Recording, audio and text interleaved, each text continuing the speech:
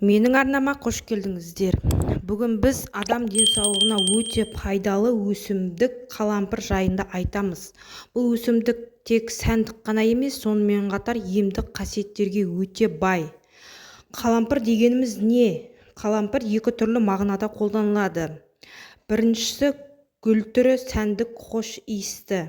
Екіншісі дәмдеуіш қалампыр, гвоздика, кептірілген бүршіктер.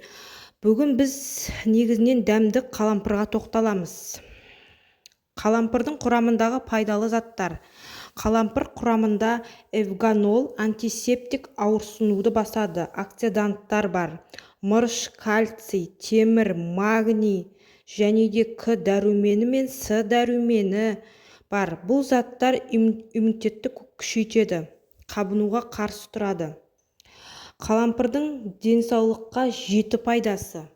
Біріншісі, ауыз қуысын тазалайды.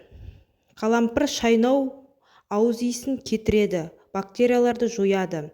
Екінші, ас қорыту жүйесін жақсартады, асқазанды тыныштандырып, газ жиналуын азайтады. Үшінші, ауырсынуды басатын қасиеті бар. Бас, тіс, бұлшықет ауырсынуын жеңілдетеді. Төртіншісі, қабынуға қарсы қасиеті, артрит, буын ауруларына пайдалы. Бесіншісі, иммунитетті күшейтеді. Оксиданттар ағзаны еркін радикалдардан қорғайды. Алтыншысы, қант диабетін бақылауға көмегі зор. Қандағы қант деңгейін тұрақтандырып, қалыпты жағдайда ұстайды. Жетіншісі, тыныс алу жолдарын ашуға көмектеседі. Жөтелге қарсы тұмау кезінде шай ретінде қолдануға болады. Қалай қолданамыз? Шай түрінде 1-2 қалампырды қайнаған суға салып ішу. Май түрінде эфир майы ретінде теріге жағу. Асқа қосуға болады. Ет, күріш, сорпа, шайға дәмдеуіш ретінде пайдалануға болады. Шайнау, тіс ауруы немесе иісі кетіру үшін.